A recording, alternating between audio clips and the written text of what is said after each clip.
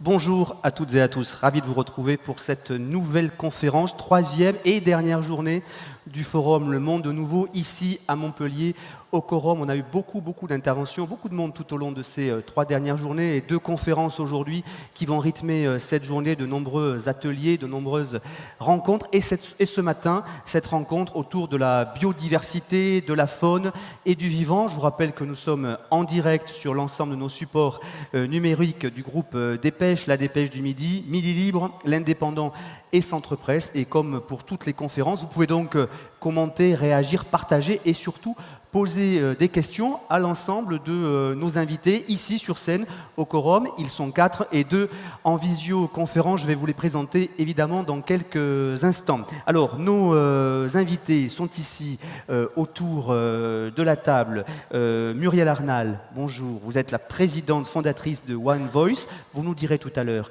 quelle est donc cette association qu'on connaît bien, qui a une histoire, qui a un parcours et qui a des missions. Vous nous en parlerez tout à l'heure. À vos côtés, Francis Duranton, conservateur, directeur du Muséum de Toulouse et directeur des musées et monuments. Ravi de vous avoir à nos côtés. À vos côtés, Pierre Maigre, président de la LPO Occitanie. Ravi.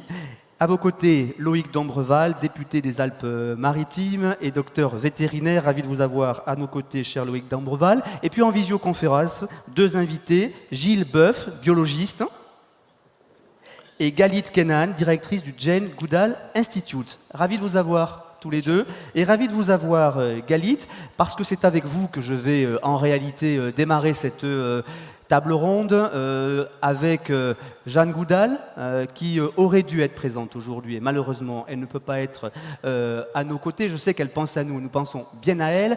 Elle va nous délivrer tout à l'heure un message. C'est une personnalité importante, exemplaire sur le combat que nous allons évoquer tout au long de cette conférence. Et je voulais qu'on démarre par vous, d'abord pour nous rappeler qui est-elle réellement, pour toutes les personnes qui ne la connaîtraient pas bien, quelle est la mission de l'Institut que vous portez avec elle, et puis on la laissera parler dans un message vidéo avant de revenir ici au Quorum pour cette conférence. Galit.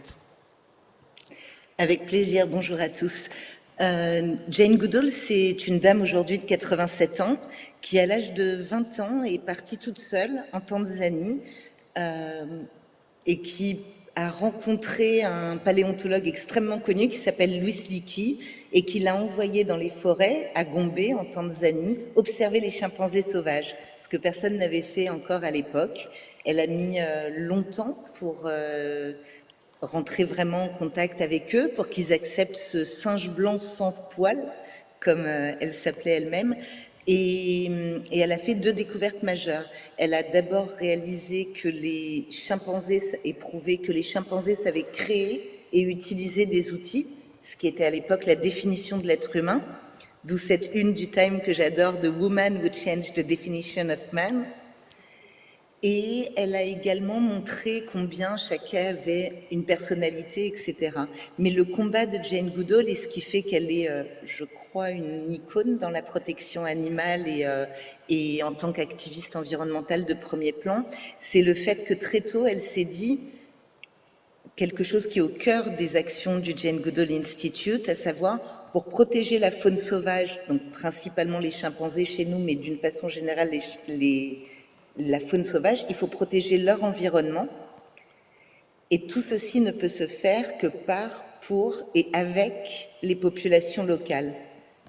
Donc ça peut sembler assez évident dit comme ça aujourd'hui. À l'époque, ça l'était beaucoup moins. Et sur le terrain, je crois que tout le monde s'accordera à dire que ça n'est pas si évident que ça. Je suis sûre qu'on y reviendra. Et le motto de Jane, c'est vraiment de dire, et je crois que dans le message qu'elle a tenu à adresser à tout le monde aujourd'hui, puisque malheureusement, au vu des conditions sanitaires, elle ne pouvait pas sortir d'Angleterre, c'est vraiment un message d'espoir. Et de dire la fenêtre de tir existe. Elle n'est pas énorme, donc il faut vraiment agir maintenant, mais chacun d'entre nous a la possibilité d'avoir un impact et à nous de décider quel impact on veut avoir. Et donc c'est vraiment, mais je crois que Jane le dira tellement mieux que nous tous, peut-être qu'on peut l'écouter elle. Vous avez ouvert en tout cas de nombreux sujets qu'on va évoquer évidemment au cours de cette table ronde. Et on laisse peut-être Jeanne Goudal nous délivrer son message avant de revenir ici sur scène au Quorum. Et avec vous, Galit. Jeanne Goudal et la vidéo.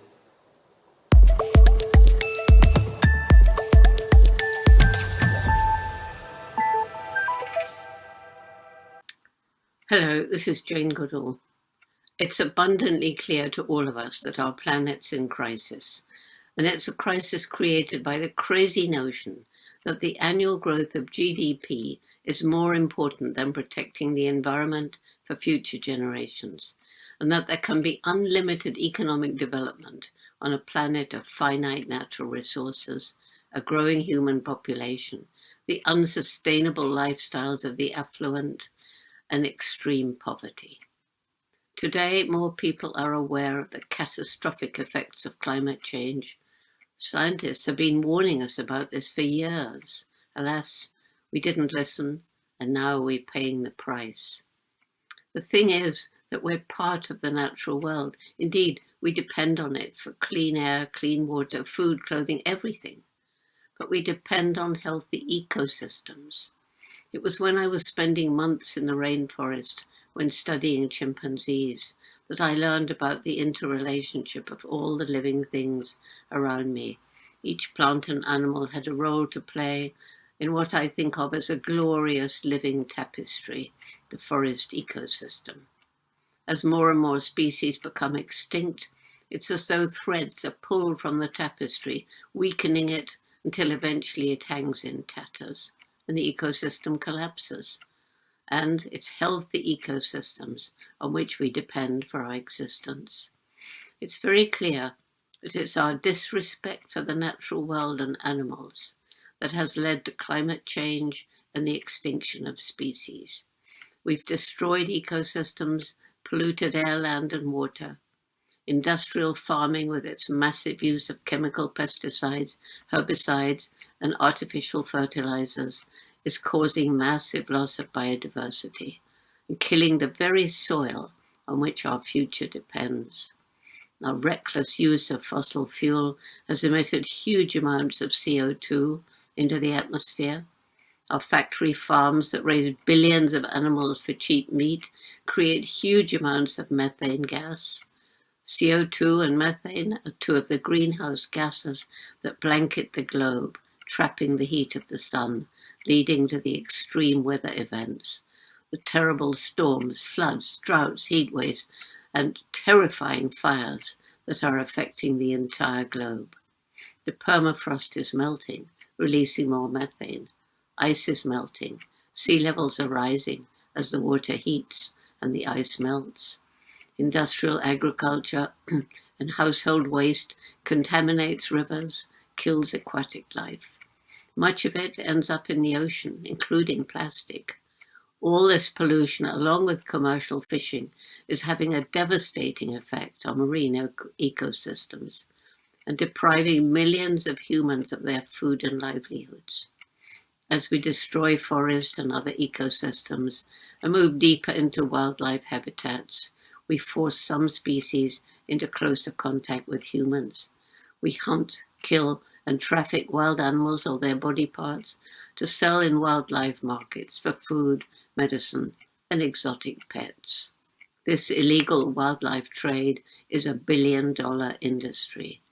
We crowd billions of domestic animals into horribly cruel factory farms. In other words, in all these situations, we create conditions that make it easy for a pathogen such as a virus to spill over from an animal to a human, and it may create a new zoonotic disease. We're told that some 75% of all newly emerging diseases in humans are zoonotic in origin. Again, scientists have been warning about this danger for years. Again, we haven't listened.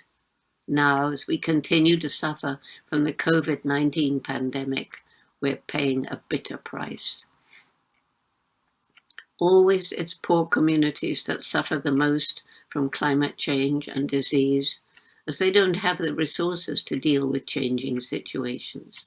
And often They're forced to cut down forests to create land for growing their crops, or to make money, or to poach animals in order to survive, or become climate refugees.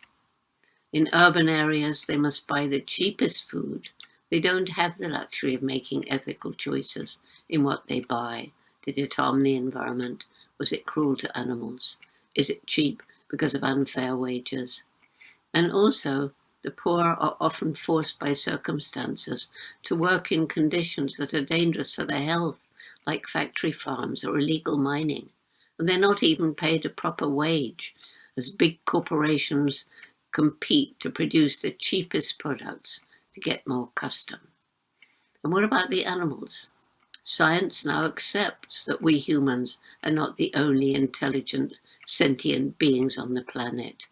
Non-human animals also have emotions, such as contentment, fear, despair, and all feel pain.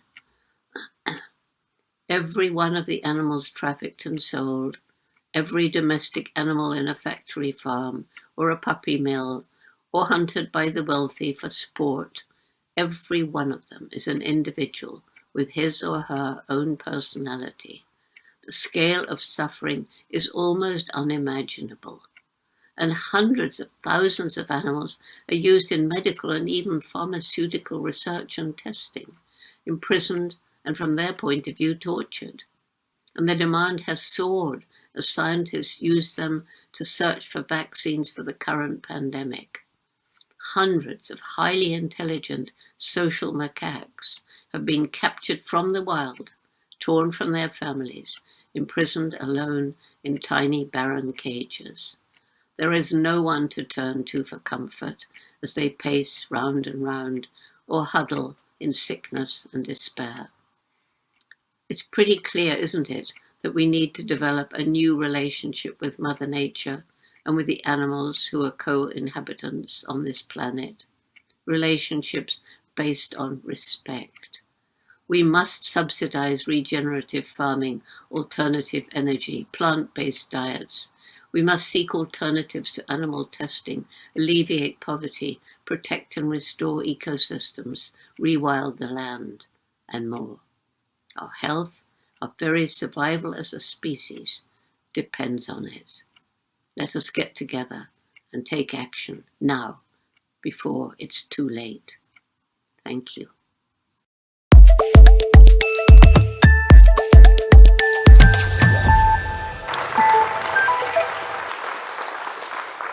Message très fort de Jane Goodall. Je voudrais évidemment d'abord vous faire réagir les uns les autres à ce message. Deux sujets forts évoqués au cours de cet entretien. Elle évoque le manque de respect pour le monde naturel et pour les animaux. Muriel Arnal, vous en faites vous-même ce constat et ça s'est amplifié, ce manque de respect. Oui, hélas, c'est toujours très émouvant d'entendre les mots de Jane. Ça fait tellement longtemps. Excusez-moi, je suis toujours très émue quand je l'entends. Quand nous avons créé l'association, il y a 26 ans, sous le parrainage de Théodore Monod, qui donc avait cette vision qui pour moi était essentielle, c'est l'unité des combats, c'est-à-dire qu'on se bat pour les animaux, on se bat pour les humains et on se bat pour la planète, parce que tout est lié. Et à l'époque, c'était une idée qui était difficile à faire accepter. Il y avait la protection animale, il y avait la protection de l'environnement, la protection des humains, et ce monde-là était séparé et parfois même un peu en froid.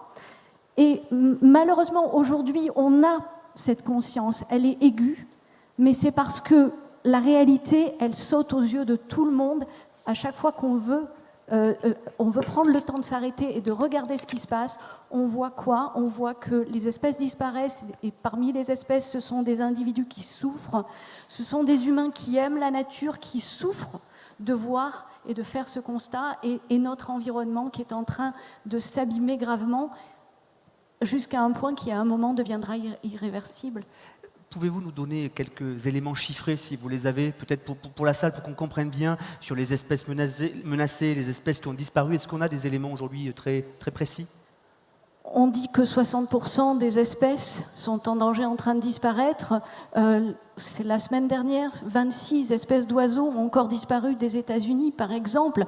Et au-delà des chiffres qui sont extrêmement effrayants, il suffit de s'installer dans son jardin et de tenter de prêter l'oreille au chant des oiseaux. À vos côtés, là aussi, toute première réaction, Francis Duranton, que vous inspire le message de Jane Goodall? Elle a évoqué, je disais, le manque de respect, tout en disant qu'il faut aussi nouer une nouvelle relation avec Mère Nature, c'est ce qu'elle dit. Oui, mais je crois que les mots de Jane Goodall sont très clairs et qu'en même temps, elle définit bien l'ampleur du problème. C'est qu'on voit que c'est un problème qui nous concerne tous et qu'on ne pourra pas résoudre simplement parce qu'on a affaire à une complexité de paramètres qui est très, très forte. Et effectivement, quand on entend ces mots, on ne peut que dire qu'il est grand temps de s'engager. Elle a comparé la biodiversité à une tapisserie. Moi, je la compare souvent à un avion.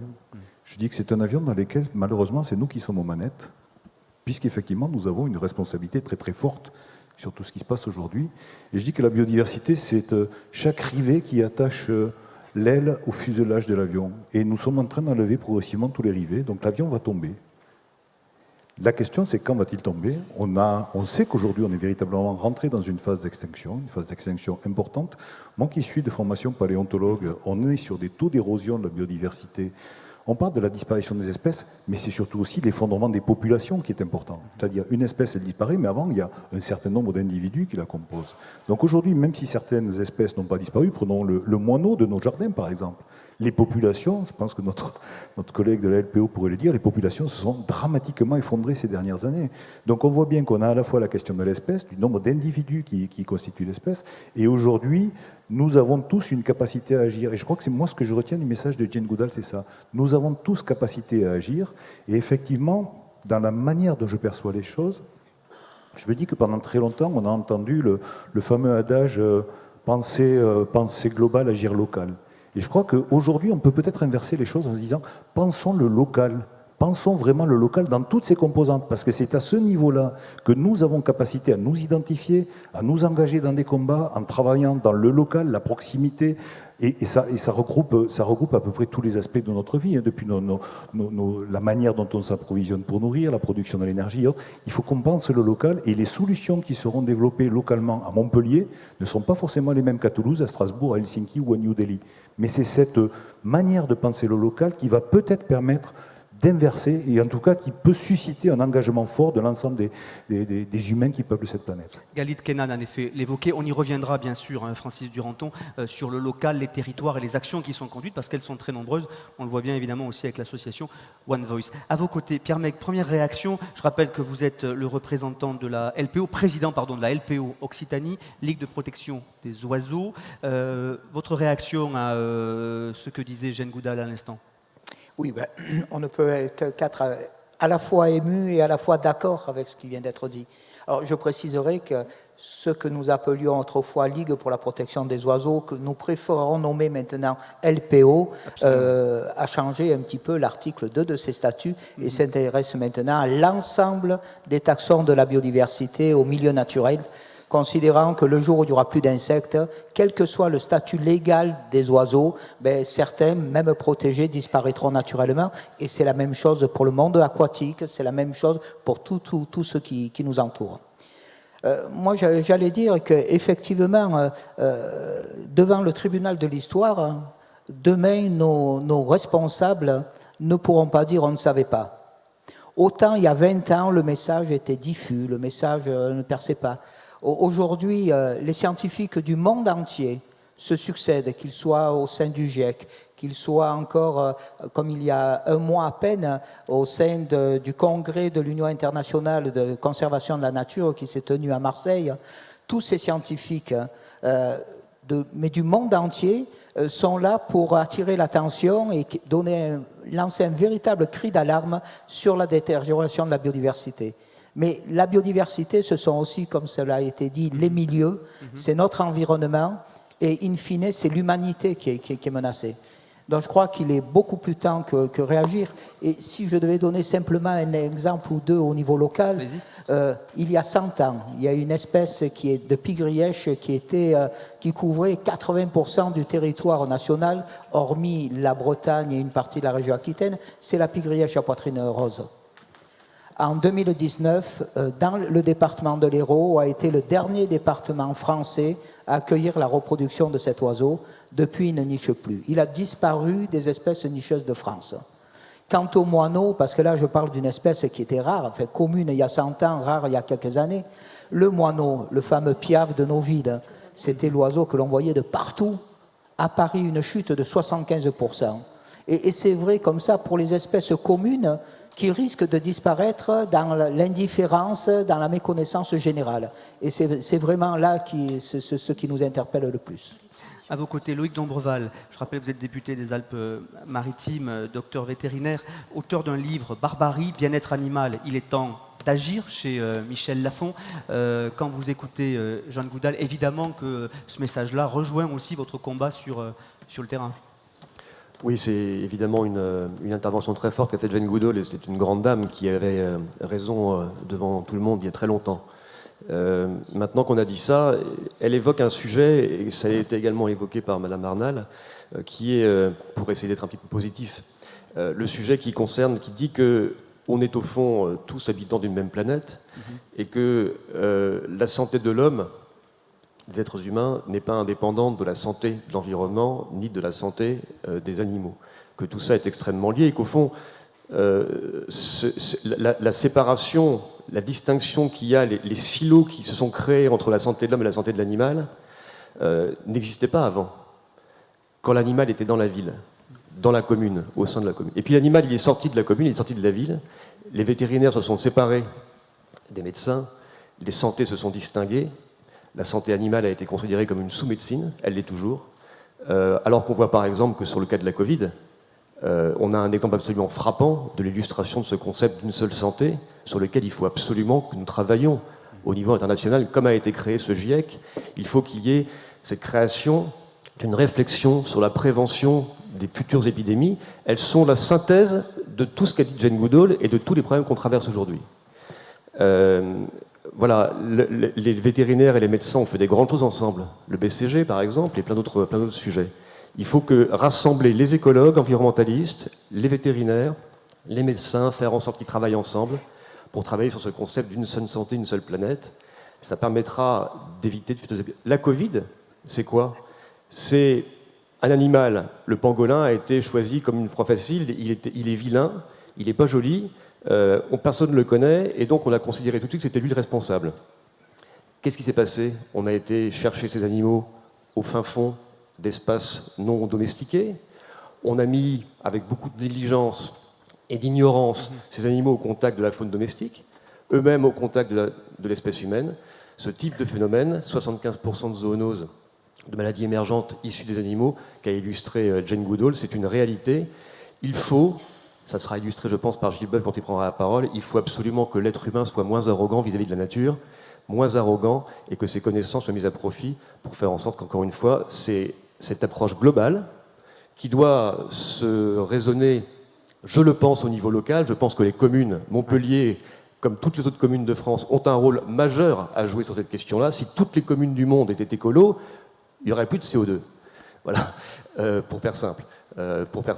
Mais en tout cas, voilà, moi je pense qu'il faut absolument, et c'est une voie de sortie extrêmement intéressante et positive dans un constat qui a été fait par Jane Goodall qui est quand même extrêmement déprimant, que de travailler ensemble à ce concept d'une seule santé me paraît une voie de sortie extrêmement intéressante pour résoudre de nombreux problèmes.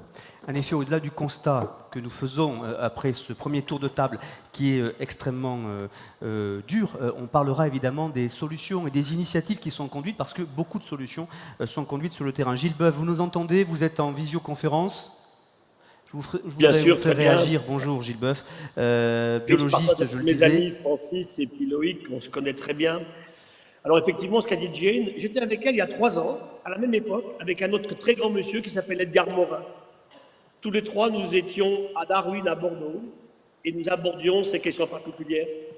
Edgar Morin découvre l'écologie dans un très beau livre qu'il écrit en 1993, qui s'appelle « La Terre Patrie ». Et avec Jane, bien sûr, le courant est passé excellemment. Et écoutons encore Edgar pour son siècle, hein, et on parle beaucoup de ça aujourd'hui. Alors bien sûr, moi je souscris à tout ce qui a été dit, hein, l'effondrement des oiseaux communs, l'effondrement des insectes. Chaque fois, j'étais aussi moi à Marseille il y a quelques jours, chaque fois, on se rend compte que c'est pire que la situation précédente. Hein. Vous vous rappelez, en 2004, à Johannesburg, on dit tous, on crie, on arrête l'érosion du vivant pour 2010. En 2010, c'est pire. Alors on dit, 2020. 2020, c'est pire. Donc qu'est-ce qu'on fait? Et la question, c'est que tout à l'heure, ça a été dit, en fait. Alors tout à l'heure, quand Francis parlait d'avion, moi je dirais qu'il n'y a pas de pilote dans l'avion. Hein, c'est pour ça que cet avion, il va tomber de toute façon, parce que l'humain est incapable de le piloter, cet avion. Hein, il ne considère pas ce qui est important, l'effondrement du vivant d'un côté et l'accélération du changement climatique de l'autre. Et c'est vrai que tout ça est tellement important qu'il faut qu'on communique là-dessus. Mais comment est-ce qu'on communique? Hein, Loïc m'avait invité le 1er octobre dernier pour lancer à l'Assemblée nationale la première discussion sur One Health, une seule santé, hein, où on disait tous, il nous faut des écologues, des vétérinaires, des médecins. Je rajouterais d'ailleurs pour Loïc que les coronavirus ont été découverts par des vétérinaires, pas par des médecins, les premiers, et les vétérinaires avaient déjà vacciné contre des coronavirus des animaux domestiques. Et Loïc sait très bien qu'on s'est battu plus d'1 an pour faire accepter un vétérinaire pour le conseil scientifique du président Macron pour cette question du Covid. Donc c'est clair, hein. Alors le pangolin, je pense que c'est plus lui qui a incriminé aujourd'hui Loïc, on pense à d'autres intermédiaires possibles. Il y a un joli livre qui sort cette semaine, écrit par un ami du muséum qui s'appelle Philippe Brancola, Le sourire du pangolin. Trouve-le, il est très amusant. Donc, non, ce qui est très clair, c'est qu'aujourd'hui, cette indifférence, je dirais que par rapport à ce que disait tout à l'heure Jane, on a 3 grands défauts majeurs. Le premier, c'est l'imprévoyance.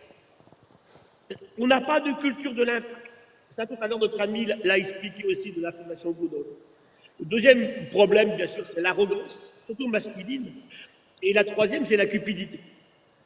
Ces 3 profondes choses de l'humain créent la situation actuelle. L'effondrement de ce vivant dans l'indifférence générale.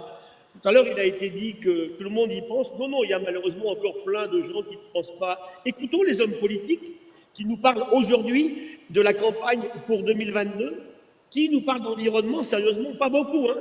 À part les Verts, j'entends pas beaucoup parler de ces questions-là. Hein. On nous parle de tas de choses, en oubliant que tout est lié. On l'a dit depuis tout à l'heure. Hein. La santé des écosystèmes, des arbres, des animaux et des humains. Donc aujourd'hui, il faut vivre bien sûr un autre chemin.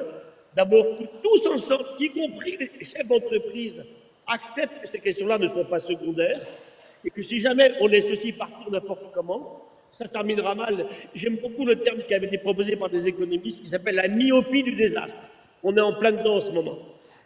Galit, peut-être un petit mot pour reprendre, peut-être ramasser l'ensemble des arguments et des réactions qui ont été faites après l'intervention de Jane Goodall.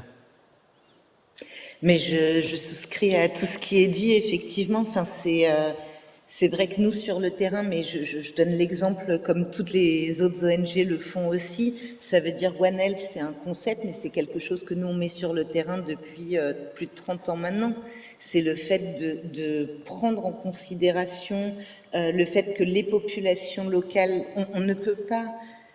Comme le disait Madame Annal, on ne peut pas voir les choses en silo et on ne peut pas réfléchir les uns presque contre les autres comme parfois c'est fait. Et donc plus on réfléchit de façon synergique, plus on a une approche holistique, plus on permet aux populations locales de s'investir, plus on regarde, nous on travaille avec les grands singes, donc évidemment on sait par exemple que certains... problèmes respiratoires qui peuvent s'exprimer vont être révélateurs d'autres virus qui peuvent être zoonotiques et donc passer à l'homme. Et donc, on déclenche des alertes au niveau local qui reviennent au niveau du district, au niveau national. Et quand il y a pléthore d'alertes comme celle-là, ça crée un faisceau d'indices qui permettent à l'OMS et à différentes instances internationales de pouvoir agir. Si on s'y met tous ensemble, chacun en apportant notre expertise et ce sur quoi on sait travailler, et c'est en ça que je rejoins ce que chacun dit. On a une situation qui est difficile, on prêche parfois dans le désert, je suis assez d'accord avec Gilles Boeuf, mais pour autant, il y a une vraie appétence sur les sujets aujourd'hui. Dans le cas des gens, on parle vraiment beaucoup plus. L'IPBES, il y a quelques années, je crains que ça n'était pas connu du grand public comme ça l'est aujourd'hui. Et aujourd'hui, on peut parler des solutions. On peut dire aux gens, venez avec nous, agissez, vous pouvez être acteurs du changement.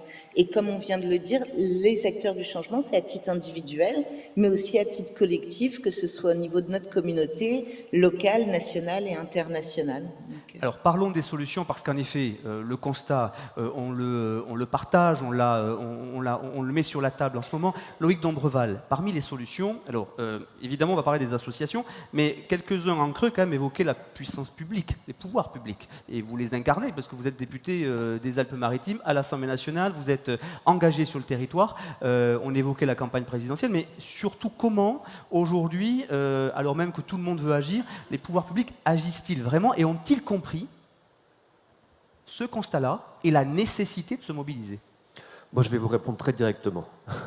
Je l'attends, bien. Je suis pas du tout convaincu que les hommes politiques, les uns après les autres, et ceux qui sont également au pouvoir aujourd'hui, aient dans leur gène intimement convaincus au fond d'eux-mêmes de l'importance de ces questions. Simplement, on peut apprendre, on peut évoluer, on peut avoir des gens qui vous conseillent de façon intéressante et intelligente. Et je crois que ça a été le cas. Je pense que le président Macron n'avait pas en lui cette sensibilité particulière à l'importance que revêt la nature et aux relations entre les êtres humains et cette nature. Simplement, je vois quand même que même si ce qui a été fait est, et je le sais, insuffisant, il y a eu quand même des avancées, une prise de conscience, de l'argent concret mis sur ces questions. Quelles sont les avancées? Dites-nous 2 exemples. Des aides extrêmement importantes, par exemple, aux foyers les plus démunis pour les aider à rénover énergétiquement leur logement. La facilitation de l'aide à l'acquisition de véhicules plus propres. La création de zones protégées, de 7 parcs naturels régionaux en France, en l'espace de quelques années. Le fait que la France ait décidé qu'il y aurait 0 artificialisation nette d'ici 2050. C'est loin, mais c'est une dynamique qui aujourd'hui est une dynamique qui existe. Et vous ne pouvez pas nier non plus qu'on voit bien quand même sur la maltraitance animale, ce qui s'est passé au Sénat il y a encore quelques jours, les lobbies installés quand même dans notre pays, oui. Et une bataille féroce sur des sujets aussi majeurs que la faune, la flore et le vivant. C'est vrai, je le dis d'ailleurs dans mon livre, et récemment j'ai pris position pour dire que j'étais parfaitement opposé au fait de revoir les arrêts du Conseil d'État qui avaient interdit les chasses traditionnelles. Et qu'un arrêté ministériel allait être probablement signé après une consultation publique, citoyenne, sur la question, auquel je ne crois pas beaucoup. Donc je sais aussi que tout ça est extrêmement compliqué. Sur la question de la chasse, on ne va peut-être pas évoquer ça aujourd'hui ensemble. Pas tout à fait le sujet aujourd'hui, mais en tout cas, oui. C'est pas le sujet, mais il est certain que de nombreuses espèces en France, tout à l'heure vous demandiez un chiffre, on estime qu'il y a à peu près presque 20%, presque 18%, d'espèces qui sont menacées, voire qui ont disparu en France dans les dernières années. Donc c'est aussi un problème français, c'est pas un problème uniquement planétaire. Concrètement en France, je pense que la LPO ne dira pas le contraire, on voit ce sujet. Les lobbies, effectivement, pour répondre à votre question, sont installés à l'Assemblée nationale, ils le sont partout. C'est des défenses d'intérêts particuliers. Il faut avoir ça bien présent en tête. On y est extrêmement soumis en tant que député, et puis ensuite c'est à nous d'arbitrer et de prendre nos décisions. Sur la question de la loi contre la maltraitance animale, avec des positions fortes qui ont été prises à l'Assemblée nationale. Absolument. Pour interdire, par exemple, la faune sauvage en captivité. C'est bon, on a compris que l'homme était supérieur aux animaux, ça va. Et encore, c'est parfois approuvé. Mais je ne fais pas partie de la catégorie des antispécistes, je pense qu'il y a une hiérarchie dans les espèces.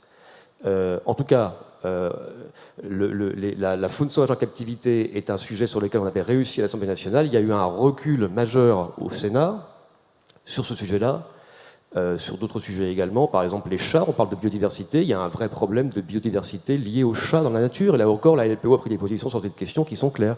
On a 11 millions de chats errants en France. Les chats, ils ne font pas une distinction entre l'oiseau qui est une espèce protégée, menacée, ou l'oiseau qui peut manger.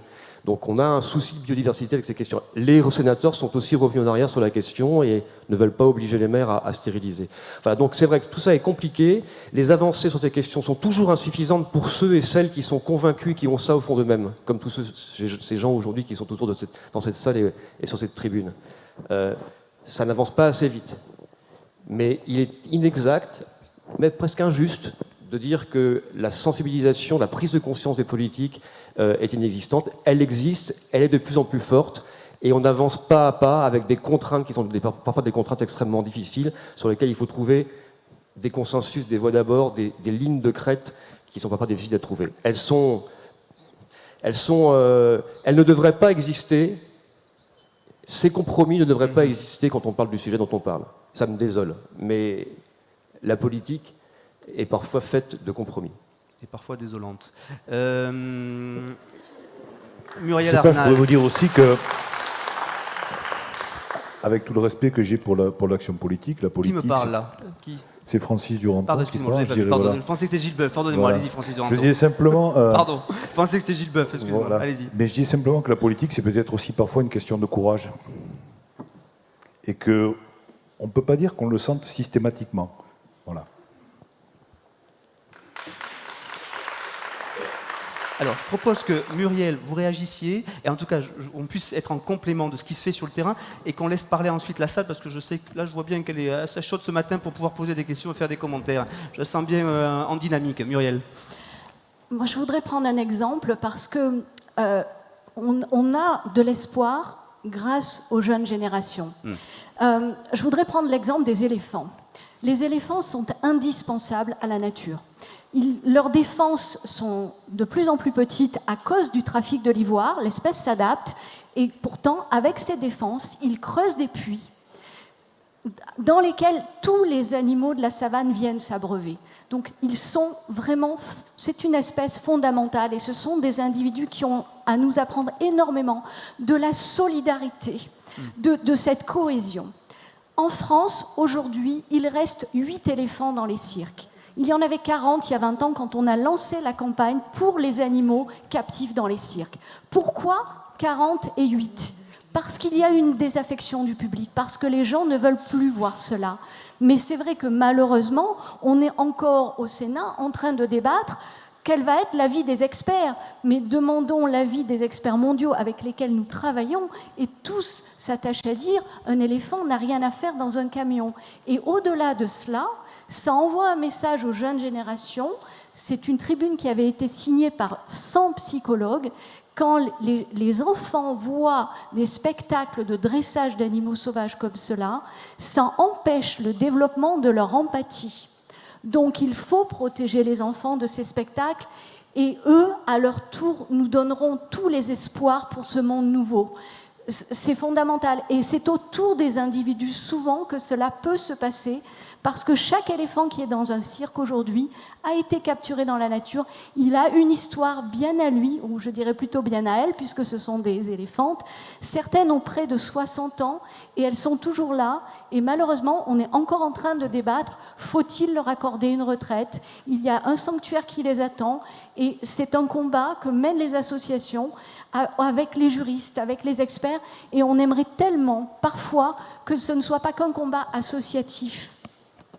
Merci beaucoup, Muriel. Pierre Maigre, peut-être une petite réaction, précision sur une action qui serait conduite avant que je passe la parole à la salle. Oui, ben les actions, on en a parlé et Madame me tend la perche en parlant justement de la jeunesse, puisque nous développons un gros programme de sensibilisation et d'éducation à l'environnement. Et je pense que c'est absolument indispensable. Vous savez, là, bien entendu, ce programme avec la Covid et puis les restrictions que nous avons tous vécues ou tous subies même, a entraîné une petite baisse. Mais annuellement, c'est plus de 300 000 personnes qui sont sensibilisées. Alors ces chiffres, nous ne nous en contentons pas. Il faudrait que ce soit 10 fois plus, il faudrait que ce soit 20 fois plus. Sachez que nous y travaillons. Alors, ceci étant, la jeunesse, bon, pour moi, c'est quelque chose d'un petit peu lointain maintenant, mais cette jeunesse d'aujourd'hui, je me dis, mais quand elle prendra le pouvoir, elle arrivera à des postes de responsabilité demain, il y aura quand même eu beaucoup de mal fait à notre environnement, à notre biodiversité, je le répète bien, à notre humanité. Demain, avec le réchauffement climatique, lorsque les eaux auront monté dans les océans, ce sont des centaines de millions de personnes qui vont devoir être exilées, comme ça, ce sera les nouveaux migrants que nous allons avoir. Je n'ose imaginer économiquement le poids de tous ces bouleversements. Et actuellement, malheureusement, c'est la politique de on fait ceci et en même temps, voilà, on prend des dispositions, on fait des discours, on prend parfois des décisions, comme l'a souligné Monsieur le député, et en même temps, on agit au quotidien à l'inverse justement de l'intérêt général. Et ce qu'on a remarqué quand même ces 3 jours de forum, c'est quand même, en effet, il est injuste, et Loïc Dombreval a raison, d'expliquer que rien n'a été fait.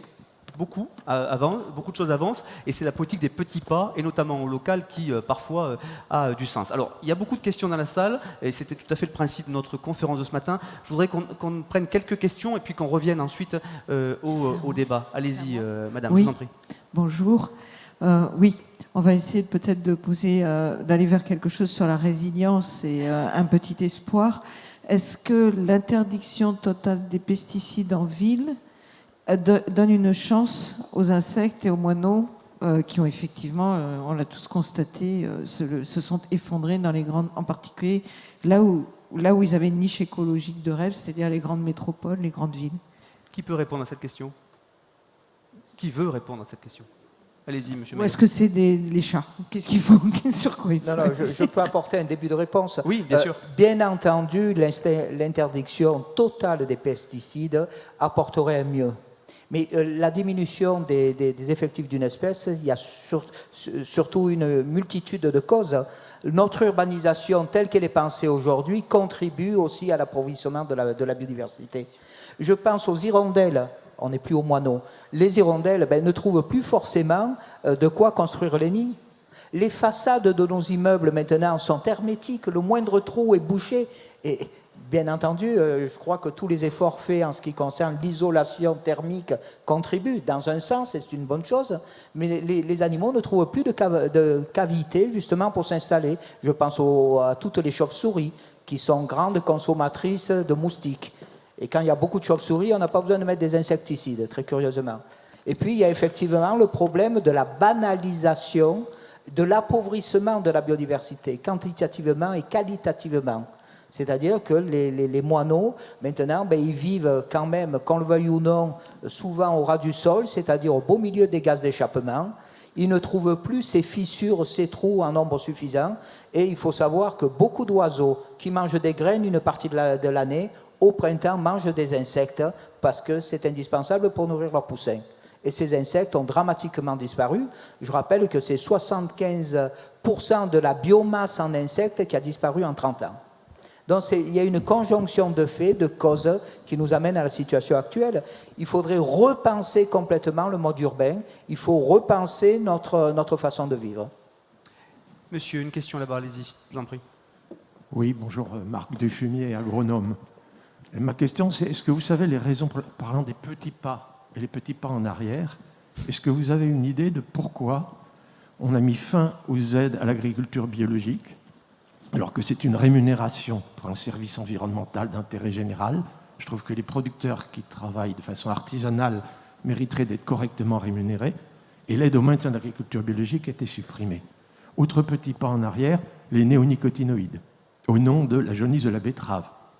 Les centrales sucrières, on le sait, dans l'Eure, elle a fermé, c'était la filière avec néonicotinoïdes, et on sait que les néonicotinoïdes ne font pas du bien aux pollinisateurs. Est-ce qu'on a une idée de pourquoi il y a autant de retours en arrière dans cette politique des petits pas? Qui prend la question et qui prend la réponse? Oui. Merci, monsieur. Loïc Dombreval. Bon, j'ai bien fait de venir. J'ai voté contre la réintroduction des néonicotinoïdes pour les betteraves. Donc ça ne répond pas à votre question, mais en tout cas, à titre personnel, on parlait de courage, j'ai été voté contre l'avis de mon groupe. Parce que je pense qu'effectivement, symboliquement, et même effectivement, c'est une grave erreur. On va avoir bientôt une présidence française de l'Union européenne. Il y a des initiatives qui vont être prises au niveau européen pour faire en sorte qu'on mette fin définitivement et le plus tôt possible aux pesticides. On verra Cette présidence va durer 6 mois et on verra ce qu'il en ressort. Mais en tout cas, il y a la volonté farouche de le faire. Ce petit pas en arrière, vous l'avez noté, il était pour répondre à un impératif qui était un impératif qui est celui des betteraviers, voilà, et j'y étais opposé, et ça s'est fait malgré tout, et j'en suis absolument désolé. Les betteraviers vous expliqueront pourquoi est-ce qu'ils n'avaient aucune solution à court terme pour réussir à traiter leurs problèmes de jaunisse, pardon, exactement. Les petits pas en arrière, vous avez raison, il y en a, mais moi j'ai envie de voir les pas qui sont les pas en avant, parce qu'à la fin, globalement, je suis absolument catégorique là-dessus. Vous voyez pourtant que j'ai du recul et que je suis capable de vous dire et de voter parfois contre dispositions qui sont les dispositions de la majorité. Mais je suis obligé de vous dire également que s'il y a des petits pas en arrière, il y en a aussi qui sont clairement en avant. On parle des chasses traditionnelles, par exemple, tout à l'heure. Il y a aussi une chasse qui a disparu, c'est une bonne chose, qui est la chasse à la glu, et qui était une atteinte claire à la biodiversité. On a réussi à y mettre fin. Et voilà. Donc, il y a des choses qui vont vers l'avant. Sur la question de l'agriculture biologique, je ne partage pas votre avis sur le fait qu'il y ait un recul par rapport à ça. Je sais qu'il y a eu un débat. Aujourd'hui, ce qui se passe, c'est quoi? C'est qu'il y a la volonté inscrite dans la loi climat et résilience, de mettre à minima 20% de bio dans la restauration collective. Ça, c'est une réalité nouvelle qui n'existait pas avant, par exemple, cette loi climat-résilience. Il y a le développement du repas végétarien obligatoire dans les cantines scolaires. C'est aussi une nouveauté, une avancée. Donc vous voyez, on peut faire un tableau avec les avancées et les reculades, mais globalement, moi, il me semble, et je vous le dis très sincèrement, parce que ces questions, je les vis quotidiennement et je les ressens à titre personnel, de cette importance de la relation avec la nature, je ressens quand même que globalement, il y a une marche en avant, une prise de conscience et des actes très concrets qui permettent de dire que ça avance. Insuffisamment rapidement, je suis d'accord avec vous, comme sur tous ces sujets qui ont trait à l'environnement, au regard de l'urgence, mais ça avance. Allez, je prends 2 autres questions. Madame, ici, je vous ai vu, madame, et dans la salle, si vous voulez poser une question, levez la main, comme ça je peux... Très bien, je vous vois, très bien, je vous ai vu. Allez-y, madame, je vous en prie. Bonjour, Rosée, paysagiste. Je m'excuse parce que je vais dire, parce que je vais mettre un pied dans les plats, mais vu le début de la conférence, tout était assez négatif. On est dans un moment d'urgence très important, d'urgence climatique, ça a été dur que les gens le comprennent, mais maintenant, on dirait que tout le monde a compris. C'est urgent, c'est maintenant. Et tous ces petits pas, pour moi, c'est trop lent. On a un problème, à mon sens, je ne sais pas si vous serez d'accord ou pas, de lenteur de la machine. On a une machine d'État et de réglementation qui freine et qui ralentit tout le changement possible. Ceux qu'on est sur le terrain à se battre au quotidien par des actions concrètes, on doit y mettre 3 fois plus d'énergie que si ça allait de façon normale. On sent bien que quand il y a un intérêt derrière, les choses avancent vite. On l'a bien vu avec la Covid. Il y a eu des lois, il y a eu des changements qui ont passé à une vitesse grand V. Par contre, par rapport à ce qui est changement climatique et ce qui nous arrive et ce qui va conditionner la vie de nos enfants, on ne l'a vraiment pas pris au sérieux. Donc à un moment donné, tous ces petits pas, mais non, mince, à un moment donné, il faut y aller. Donc comment pouvons-nous faire pour que cette machine d'État qui ralentit le process aille vite? Je vais proposer à Galit de répondre à la question, si vous voulez bien, ou en tout cas à votre commentaire, parce que vous avez à la fois un regard sur le national et sur l'international, et ça m'intéresse peut-être de comparer, en tout cas de voir quelles sont les avancées d'un pays à l'autre, d'un continent à l'autre. Est-ce qu'on a la même prise de conscience dans d'autres pays? Est-ce que ça avance différemment, avec d'autres méthodes peut-être, et d'autres solutions? Je pense que ça dépend vraiment de comment on voit le verre à moitié plein, à moitié vide. Nous, on part du principe que chacun d'entre nous a un impact et que si on veut que l'impact soit au niveau global, à nous aussi d'agir. À nous d'agir en tant que consommateurs, à nous d'agir en tant qu'électeurs, à nous d'agir en tant que citoyens. Enfin, c'est certes, il y a l'action individuelle, mais pour demander et pour faire pression, puisque manifestement il faut faire pression au niveau des gouvernements et des États, une des façons de faire, c'est d'utiliser le système et de rentrer dedans et non pas uniquement d'essayer de le déstabiliser. Nous, on est vraiment dans le dialogue avec les différentes autorités. Évidemment, très clairement, la situation n'est pas la même. Donnez-nous un exemple. Donnez-nous un exemple de succès, parce qu'en effet, on va essayer d'éviter de passer 1h30 à expliquer que tout va très mal, ça je crois qu'on l'a bien saisi, mais il y a aussi des solutions. Est-ce qu'il y a un succès sur lequel vous avez, dont vous avez fierté Oui, beaucoup. Moi, il y a quelque chose, c'est un peu vieux, mais qui continue à être d'actualité dans sa méthodologie, c'est que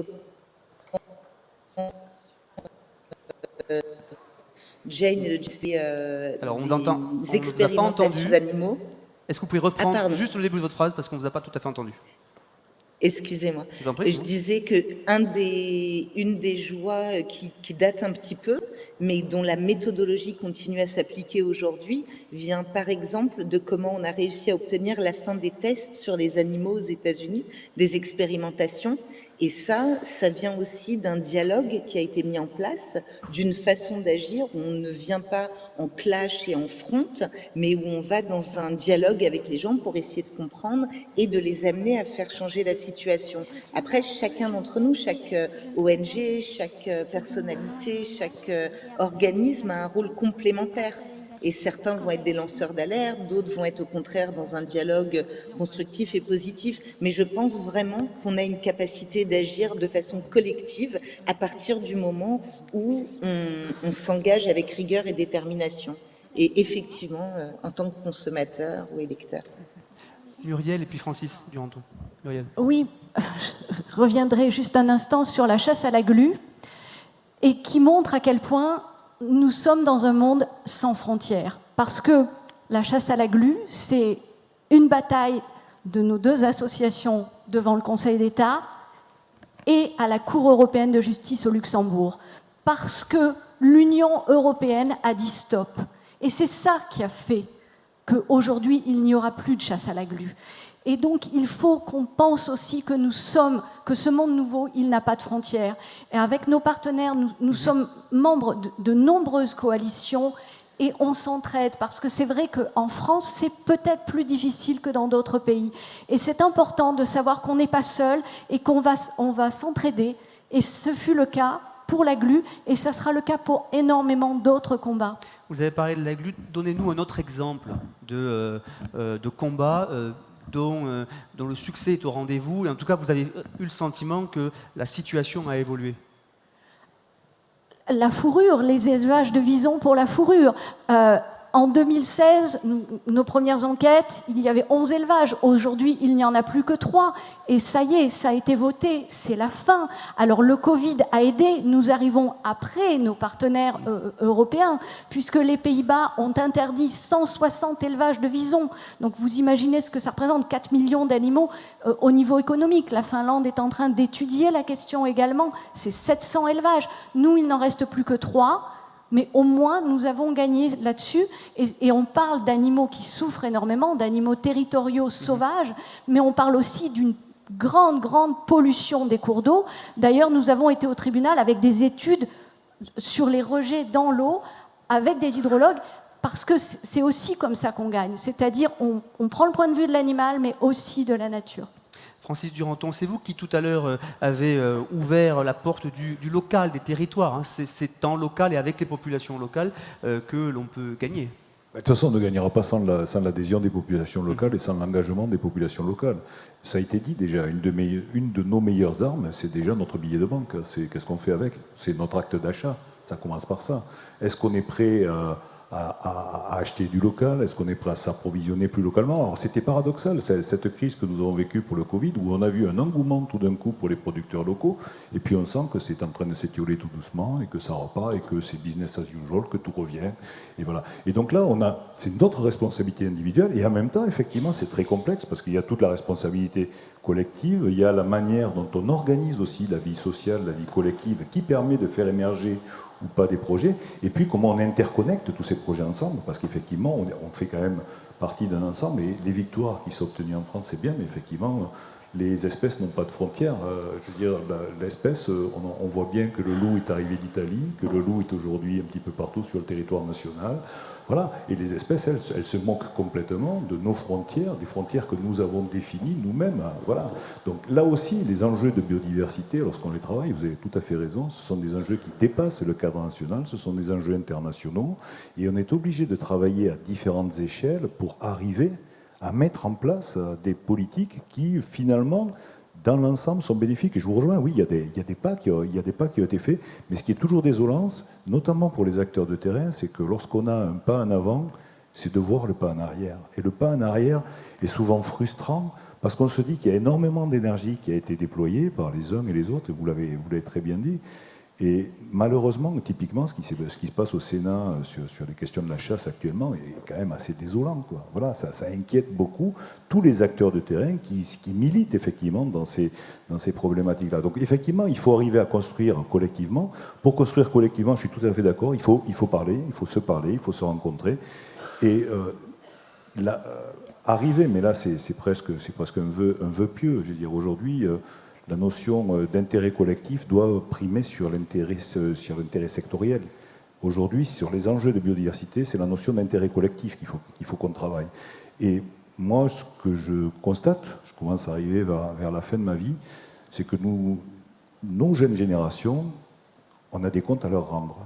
Et aujourd'hui, on ne peut pas dire que le bilan qu'on va leur produire soit très significatif. Donc je crois que les jeunes générations s'engagent. Je pense qu'elles ont raison de nous en vouloir. Je crois qu'elles ont vraiment raison, parce qu'effectivement, on a un décalage entre la vitesse d'érosion de cette biodiversité et la manière dont on avance pour essayer de résoudre ces problèmes-là. Moi, je travaille en paléontologie, on a des taux d'érosion qui vont jusqu'à 1000 fois le taux normal d'extinction des espèces. 1000 fois. C'est colossal. Ça veut dire que la 6e extinction, on y est dedans. Par contre, c'est une extinction qu'on ne voit pas. Parce que le matin, quand on se lève, on ne voit pas des hécatombes d'animaux morts devant notre porte. On voit qu'il fait chaud aujourd'hui, on dit tiens, il y a une inondation. Ah oui, ça on le voit, le climat on le voit concrètement, parce qu'on en souffre directement.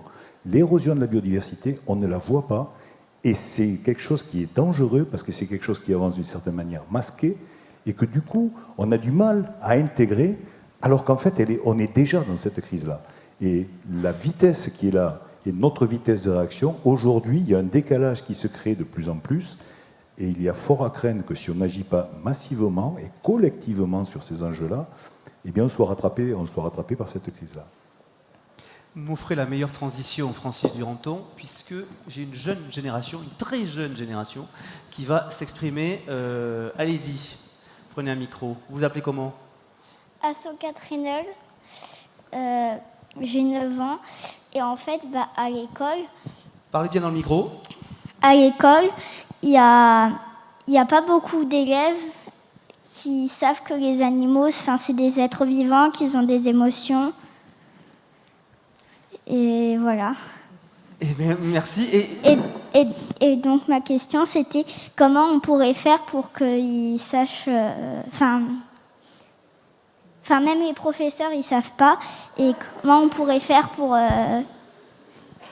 qu'ils le sachent?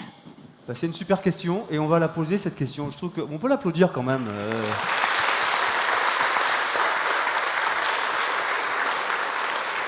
Bon, Loïc d'Ambreval, j'ai une double question pour vous. D'abord, confirmez-nous que les animaux ont des émotions. Oui, je confirme. Non, mais je parle à vous parce que vous êtes aussi vétérinaire, cher Loïc d'Ambreval. Non, mais bien sûr, les animaux ont des émotions, bien sûr, ils ont des joies, bien sûr, ils ont des peines, bien sûr, ils souffrent, et tout ça a mis tellement de temps, regardez, à ce que ça soit considéré, et encore, comme une évidence. C'est absolument incroyable. On hérite en France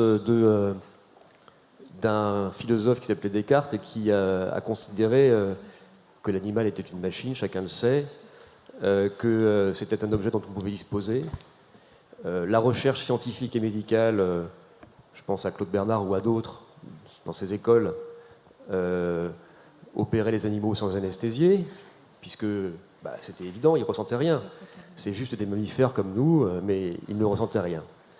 Donc on part de très très loin en France aussi, c'est certain. Et quand tu disais, merci pour tes propos, que même parfois tes enseignants n'étaient pas forcément extrêmement sensibles à ces questions, je crois que là, il y a là, et dans tes propos, le principal sujet, c'est de quelle façon est-ce que on réussit à éduquer nos jeunes générations à l'importance du respect de la vie animale, d'autrui, de l'altérité.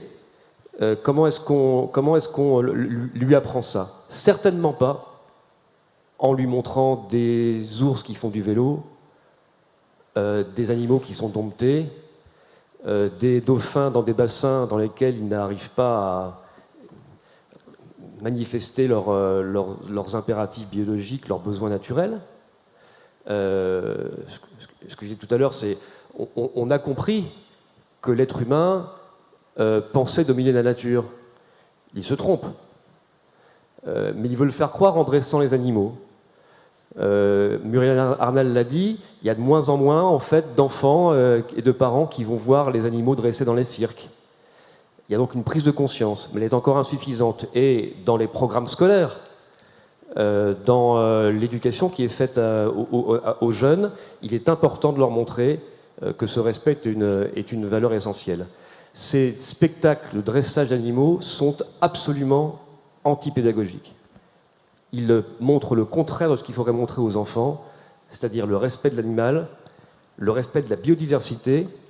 Et on ne peut pas expliquer aux jeunes qu'il faut respecter cette biodiversité, la faune sauvage, et trouver des moyens de cohabiter avec elle, et en même temps mettre cette faune sauvage dans des cages sur des routes. Alors, Francis Duranton et puis Pierre Maigre sur l'éducation, peut-être, avant de prendre d'autres questions, elles sont très très nombreuses. Donc peut-être Francis d'abord et puis Pierre, allez-y. Oui, et c'était pour aller dans ce sens-là et rappeler qu'effectivement, le monde vivant, c'est pas que le monde animal. Et il y a la même chose dans le monde végétal. Il y a de plus en plus de travaux aujourd'hui qui travaillent sur une forme de conscience chez les plantes, une forme de manière dont les plantes sont capables d'anticiper un certain nombre de choses. Il y a des lianes qui sont capables d'anticiper des déplacements, des mouvements. Il y a des expériences qui sont menées dans ce sens qui montrent que d'une certaine manière, il y a une conscience également dans le monde végétal. Donc effectivement, aujourd'hui, on est aux prémices de ces travaux sur la psychologie des plantes, mais en tout cas, on voit émerger dans les laboratoires scientifiques, dans les laboratoires de recherche, des pistes qui nous laissent à penser qu'effectivement, c'est l'ensemble du monde vivant qu'il faut prendre en compte. Bien sûr, les animaux, bien sûr, mais ne pas oublier aussi toute la part végétale, qui est tout à fait essentielle, parce que sans végétaux, il n'y a pas beaucoup d'animaux de toute façon, puisqu'ils sont à la base de l'ensemble des écosystèmes. Pierre, peut-être sur l'éducation, une vraie question est posée là quand même. Bien entendu. Mais, là, c'est à nous peut-être directement d'aller dans les écoles, prendre contact avec les directions pour dire voilà, nous sommes à votre disposition avec les enseignants pour intervenir sur ce domaine-là qui jusqu'à présent n'est pas abordé. Mais je voudrais, si vous voulez bien, revenir un petit peu sur ce qui a été dit. Alors, la prochaine fois, je ne me mets pas à côté de monsieur le député. Et pourquoi? Parce que je le connais suffisamment de réputation. Vous êtes trop d'accord avec lui, c'est ça? Je sais qu'il est bien au-delà, il va bien au-delà de ce que font ses collègues à l'Assemblée nationale, et lui est inattaquable. Mais c'est tout le reste qui me gêne. Parce que malheureusement, il n'y en a pas assez qui le suivent. Il y a pas très longtemps, l'Assemblée s'est prononcée effectivement sur un texte concernant les animaux, ce qu'ils ressentaient, etc. C'était sur la faune domestique. Il y a eu un blocage dès qu'il s'est agi de parler de la faune sauvage. Comme si un chien qui était battu, c'était pas bien, il fallait pas le faire, la personne pouvait aller dans les tribunaux, et je souscris tout à fait à ceci. Mais un renard ou un blaireau que l'on déterre avec des pinces ou avec des tire-bouchons pour le sortir vivant et le donner à manger au chien, ça, alors là, c'est exclu. On ne veut pas évoquer le problème de la faune sauvage comme s'il y avait deux types d'animaux. Ceux qui vivent à proximité de l'homme, les gentils, les chats, les chiens, ceux-là, bien sûr, on peut les cajoler, etc. Et puis les autres, c'est les méchants. Et je crois qu'on va sortir ou on va rechercher aussi un certain nombre de dispositions dans notre civilisation judéo-chrétienne qui a mis l'homme totalement en dessus de tout. il régit tout, il régence tout, il peut tout faire, et l'animal, c'est quelque chose de bas étage qui est là pour supporter. J'ai un ami qui a beaucoup travaillé, parce qu'on parle de la sensibilité, et oui, les animaux ressentent la douleur, oui, ils ressentent des joies, oui, maintenant on le voit, c'est évident. Mais les animaux aussi développent des formes d'intelligence, et au-delà des espèces, il y a les individus, comme chez l'homme. Mon ami qui a beaucoup étudié la reproduction dans des éperviers me disait, dans des éperviers, il y a l'abruti. Vous avez une proie, vous mettez un poteau devant, lui il va foncer droit, il va prendre le poteau. Généralement, il le fait une fois, puis après, c'est terminé pour lui. Il y a celui qui va mettre du temps à réfléchir, qui va prendre son temps pour trouver la solution, et puis il y a celui qui a l'esprit vif. Donc, l'animal et l'homme, ça ne doit pas être dissocié. L'homme est un animal, au même titre que les autres. Gilles Boeuf, peut-être des réactions sur le débat qu'on a là, et puis sur les questions qui sont posées par la salle, oui, avant de reprendre la salle. Gilles Boeuf, allez-y. Juste 3 choses. Sur les éléphants, tout à l'heure, je dirais à Muriel qu'on a tué en 40 ans la moitié des éléphants. Et ce ne sont pas les femmes qui font ça. Ça, il ne faut pas l'oublier non plus. C'est pareil pour les girafes. Hein. Donc, elle a bien raison de se battre, c'est tellement évident. Ensuite, sur la sensibilité animale, là, on se fout du monde, parce que la science, ça fait un bout de temps qu'on a démontré que ces animaux étaient sensibles.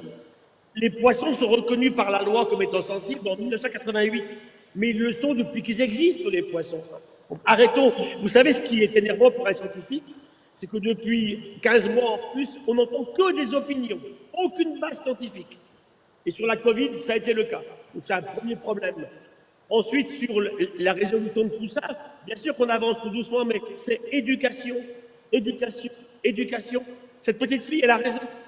Hein, quand est-ce qu'on dira à une petite fille, à un petit garçon qui sont remplis de bactéries, que ce n'est pas que des êtres vivants qui sont délétères pour l'humanité, hein, que ferait l'humanité sans les protistes? En particulier à Montpellier, sans levure, il n'y a pas de pain, il n'y a pas de vin, il n'y a pas de bière, il n'y a pas de fromage, il n'y a pas de Montpellierin. Donc c'est pour vous dire qu'on a dit que l'humain est une construction biologique non. Et ça, il faut l'enseigner dès les âges les plus petits. Tout à l'heure, madame parlait des jeunes, mais bien sûr, je suis professeur des universités, dans les grandes écoles. Je les compte à tous les jours. On ne peut pas attendre une nouvelle génération. Hein. Les problèmes que l'on vit là vont nous péter à la figure avant la prochaine génération. Donc, bien sûr qu'il faut leur mettre le pied à l'étrier pour travailler ensemble. Mes amis de la LPO le savent très bien. Avec Loïc, on discute beaucoup de ça. Avec Francis aussi. Jane Goodall, on l'avait discuté aussi. Écoutez Edgar Morin sur ces questions-là aussi. Donc, ma chose que je terminerai là-dessus, c'est de vous dire qu'on s'en sortira par un combat à 4 piliers. D'abord la science, pas les opinions. Deuxièmement, les ONG, bien sûr, le monde associatif qui est fondamental, ça c'est clair. Troisièmement, la politique, le monde politique qui s'empare de ça. En fait, l'écologie n'est pas l'apanage des seuls écologistes. Hein. Tous les partis politiques devraient faire de la science écologique. Et le 4e pilier, je vais vous surprendre, c'est l'entreprise. Si on n'arrive pas à faire adhérer avec nous tous les grands groupes, ils ne sont pas tous des salopards, il y a des gens qui ont vraiment envie, ils sont pères de famille, ils sont grands-pères comme moi, ont compris que même simplement sur le fait qu'il n'y aura pas de business, on laisse tout partir. Donc ces 4 piliers-là sont indispensables dans la discussion. Mais je suis entièrement d'accord avec ce qui a été dit, il faut aller plus vite que ce qu'on fait aujourd'hui. Merci Gilles Boeuf. On vous applaudit dans la salle. Alors, j'ai une question ici et j'en ai quantité d'autres au-dessus. Ne vous inquiétez pas, je vous ai vu, vous pourrez poser des questions. Allez-y, madame. Merci de me donner la parole. Voilà, je voulais réagir à ce que vous avez dit. Alors, monsieur Gilles Boeuf vient en fait exactement de dire, j'ai vu un film qui m'a vraiment beaucoup frappé, c'est Après-demain. Cyril Dion qui avait fait Demain, on a dit, ah ben c'est bien, ça donne de l'espérance. Et puis, 3 ans plus tard, il a fait Après-demain. Et il a montré que toutes les expériences qui avaient été mises en place après le film Demain, celle qui avait tenu le coup, c'est quand il y avait un triptyque. Alors, excusez-moi, monsieur Boeuf, parce qu'il ne parle pas des scientifiques, mais il dit c'est la population, plus l'entreprise, plus le politique. Et quand ce triptyque n'est pas mis en place, c'est voué à l'échec. Et je trouve qu'aujourd'hui, moi, je suis désolée, j'ai parlé d'un petit pas en arrière, et vous n'y êtes pour rien, monsieur, hein, mais sauvons les jardins d'Aubervilliers, une des villes les plus pauvres de France. 1 mètre carré de nature par habitant. 10 000 mètres carrés qui partent en fumée de jardin ouvrier pour faire un solarium pour 4 ans de Jeux Olympiques. Et bien ça, c'est un signe fort négatif que les politiques, ils n'ont pas compris le monde dans lequel on va vivre. Vraiment. Et voilà. Je voulais juste ça. Et puis, dernière chose, je suis une maman, je suis venue avec ma fille. J'essaie de les éduquer. Mais vraiment, il faut qu'on éduque notre génération. Les 40 à 70 ans, ce n'est pas les enfants. Parce qu'eux, ils ne comprennent pas qu'on vient leur dire « vous devez être conscient de ça ». Mais qu'est-ce qu'on fait, nous, à part parler ? Il faut vraiment qu'on arrive à éduquer, à faire du lobbying au niveau des politiques et des entreprises pour qu'ils se mettent en branle eux aussi. Voilà, c'est tout ce que je voulais dire. Merci madame. Rapidement, s'il vous plaît, vous pouvez réagir, et puis je passe à une autre question. Allez-y. Très rapidement, 2 éléments majeurs. Au-delà des politiques et des lois qui sont parfois bavardes et qui ne servent pas toujours à grand-chose et qui sont parfois même inappliquées, je vous parle très directement, les maires ont un rôle absolument essentiel. Absolument essentiel. Ils peuvent, à l'échelle de leur commune, faire n'importe quoi ou faire des choses exceptionnelles. C'est le cas dans des communes comme Montpellier, comme Nice ou comme d'autres. Premier point. Deuxième point sur les entreprises, absolument essentiel aussi. Ce qu'on appelle la soft law, la loi souple anglo-saxonne, qui fait que des décisions prises par l'entreprise au-delà d'un cadre législatif national sont ensuite reprises et mises précisément dans le cadre législatif. Exemple très récent, Kering, grand groupe de luxe français, qui a décidé de mettre fin systématiquement à l'ensemble de la fourrure pour ses vêtements. Excellente décision, évidemment. Reste à savoir, j'en discutais hier, par quoi est-ce qu'ils vont la remplacer, cette fourrure ? Est-ce que c'est une fourrure qui est à une qualité environnementale de bon niveau ? Mais voilà, le Club Med, qui interdit dans le cadre de ses voyages, aujourd'hui, qui a renoncé à faire la promotion de voyages à dos d'éléphant ou de spectacles mettant en scène la faune sauvage. Voilà, toutes ces mesures-là qui sont prises par les entreprises sont autant de signaux extrêmement positifs à l'adresse des politiques. Et puis, dernier point, il faut voter. Il faut voter. Il faut voter. Pour qui vous voulez. Mais il faut voter pour celui ou celle qui représentera le plus, parce que c'est absolument essentiel, et je ne fais que le répéter, pour celui qui... les valeurs de l'environnement, de son respect et du respect de la nature. Merci. Alors, j'ai une autre question ici. Allez-y. Et je vous ai vu. Allez-y. Bonjour, Cyrielle Blasi, je suis co-auteure du livre 31 jours pour progresser dans ma transition écologique aux éditions Erol. J'avais une question parce on parlait des petits pas. Mon livre prône les petits pas du citoyen chaque jour, quotidiennement. J'étais d'accord avec M. Dombreval qui disait qu'on ne pouvait pas forcément compter uniquement sur le gouvernement. On l'a vu cette semaine encore avec le recul des sénateurs. Et j'étais très heureuse de constater que M. Boeuf parlait de l'impulsion des entreprises.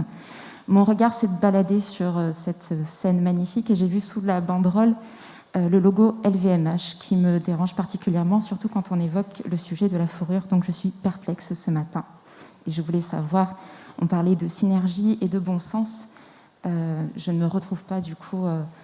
J'ai cité LVMH, mais il y en a bien d'autres. Je ne me retrouve pas dans ce type d'entreprise. Merci.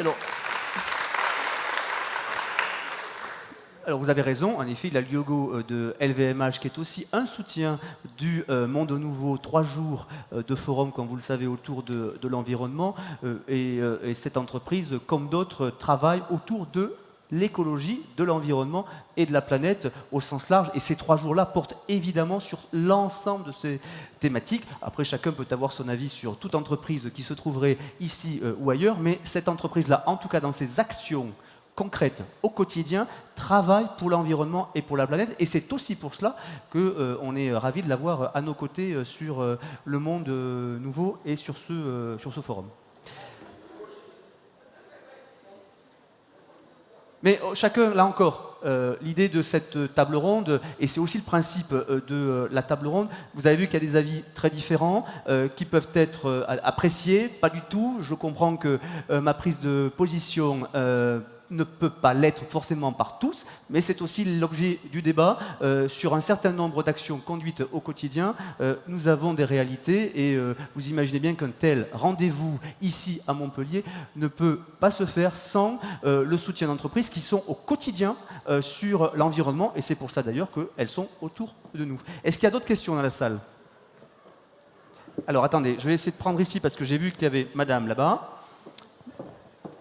ici et monsieur ici. Là, je vous ai vu. Il nous reste un petit quart d'heure. Attention, le micro va arriver. Et oui, bonjour, c'est difficile parce qu'il y a des réactions et au moment on aimerait. Donc Sophie Franck Bourguignon, association Terre Marine et aussi professeure des écoles. Merci beaucoup, je ne sais plus ton prénom. Merci d'avoir intervenu. Et moi, j'ai entendu ton intervention, c'était avec une petite voix, mais c'était comme un cri. Moi, mes petits élèves, ils sont en colère. Ils ont 6 et 7 ans. Et quand on parle effectivement de tout ça, je sens leur soif. Les enfants sont naturellement connectés à la nature. Ils observent les insectes, ils observent tout, ils ressentent. Et ils ont besoin qu'on structure leurs pensées. Ils ont besoin de personnes qui étayent tout ça. Des personnes compétentes et des personnes sensibles. Nous, on est tous un petit enfant à l'intérieur de nous. On se rappelle quand on était petit, ce qu'on vivait avec la nature. Et bien souvent, en grandissant, on se sent important et on est loin de tout ça. Et on croit qu'on est des personnes, des bonnes personnes. Voilà, on avance avec ça. Mais en réalité, cette connexion profonde avec le vivant, on l'a tous. Et peut-être on est un petit peu loin. Et que quand on est prof, oui, on a passé des examens, on se croit un peu dans un monde un peu, voilà, comme ça, très important. Mais les enfants, on se doit aujourd'hui de les accompagner là-dedans. Ce sont eux, effectivement, qui auront à très rapidement relever tous ces défis. Et c'est notre responsabilité, vraiment. Donc oui, il y a beaucoup de collègues qui sont loin de tout ça, parce qu'elles ont elles ont tellement de choses à gérer, on le comprend, mais aujourd'hui, on n'a pas le choix. Et moi, je ressens vraiment que derrière ça, il faut de l'espoir, il faut de la compétence, il faut de l'accompagnement, il faut faire comme la nature. Parce que la nature, tout à l'heure, on avait l'idée très belle du tissu, dont parlait Jane Goodall, ce tissu qui s'effrite au niveau de la biodiversité, mais la nature, ce ne sont que des tissages et des liens. Et nous, on a à agir comme la nature nous le montre, puisque c'est ce que vous dites, vous les intervenants, et je vous remercie de la qualité de vos interventions, et merci pour tout ce travail que vous nous expliquez en quelques phrases comme ça, c'est que c'est dans ce modèle-là, dans le modèle de la nature, qu'on arrivera à avancer. Sinon, on n'y arrivera pas, tout est fragmenté tout le temps, et ce saucissonnage qui date de longtemps, et effectivement dans nos gènes, on a ces informations génétiques, dans notre éducation. Oui, les parents ne sont pas forcément pour aller au zoo, mais on a toujours fait ça, donc on va au zoo, on va montrer aux enfants, on est des bons parents aussi, on ne sait pas comment faire. Donc aujourd'hui, les enfants sont très inspirants, ils ont cette intelligence émotionnelle et cette intelligence très pratique aussi, et on se doit de les accompagner. Voilà, c'est vraiment un témoignage que j'avais envie d'amener. Merci. Merci beaucoup. J'ai juste une question ici, allez-y, le micro va passer, non, là. Présentez-vous. Allez-y, si vous avez une question courte, parce que j'ai encore plein d'autres questions. Allez-y. Bonjour, Arthur Lenot, Commission nationale du débat public. On parle aujourd'hui justement de biodiversité, de faune, de flore. Et justement, eh bien, je ne sais pas si vous êtes au courant, mais peut-être que je vous l'apprends aujourd'hui. L'État et Réseau de transport d'électricité envisagent d'installer potentiellement une centaine d'éoliennes en mer Méditerranée, deux parcs industriels d'éoliennes flottantes. Mais ça, ce n'est pas encore décidé, en fait. Et donc, c'est le moment d'en débattre. Nous, Commission nationale du débat public, nous organisons un débat pour défendre votre droit à l'information et à la participation sur ce projet. Et on se demande souvent ce qu'on peut faire à notre niveau, comment on peut participer, comment on peut s'informer sur ces sujets, comment est-ce qu'on peut peser sur les décisions. Eh bien là, nous, on vous donne un cadre pour peser sur ces décisions. Est-ce que l'éolien en Méditerranée, est-ce qu'il faut y aller ou est-ce qu'il ne faut pas y aller? Qu'est-ce que vous en pensez? Eh bien, tous ces sujets-là, vous pouvez les aborder. Et dans le cadre de ce débat, on se demande justement quel est l'état de la Méditerranée, quel est l'état de notre biodiversité, comment tenir compte dans la perspective de ce projet, est-ce qu'il faut ou pas faire ce projet? Toutes ces questions, elles sont ouvertes. C'est le moment d'en débattre jusqu'au 31 octobre. Nous sommes présents au forum avec mon collègue Antoine, ici présent. On se tient à votre disposition à la fin de cette conférence pour échanger.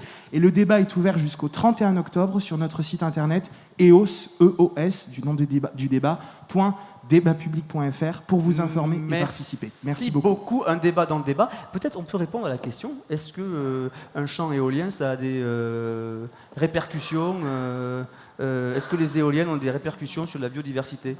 Alors, je ne suis pas un spécialiste de ces questions, absolument pas. Je ne sais pas si quelqu'un peut répondre. Tiens, une chose est sûre, si vous voulez, c'est que dans un débat comme celui-là, et je vais rejoindre ce que disait Gilles Boeuf tout à l'heure, on a besoin de science. On a besoin de science.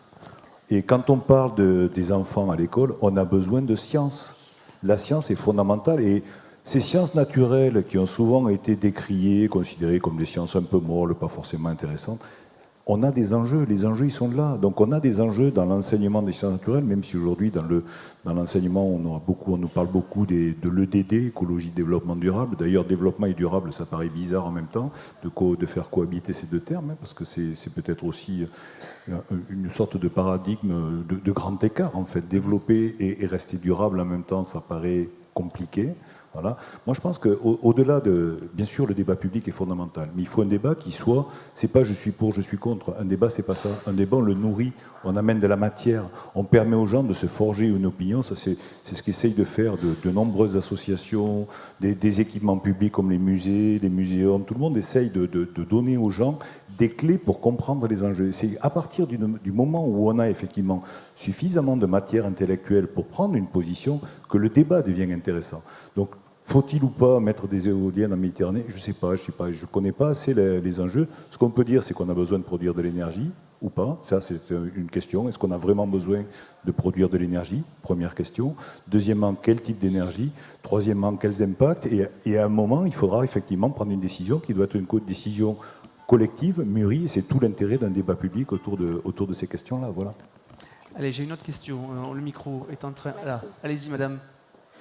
Bonjour, déjà un grand merci pour vos interventions à toutes et à tous. Moi, je m'appelle Luna, je termine un master dans le domaine de la transition écologique. Donc, je fais peut-être partie de ces générations dont vous parliez précédemment.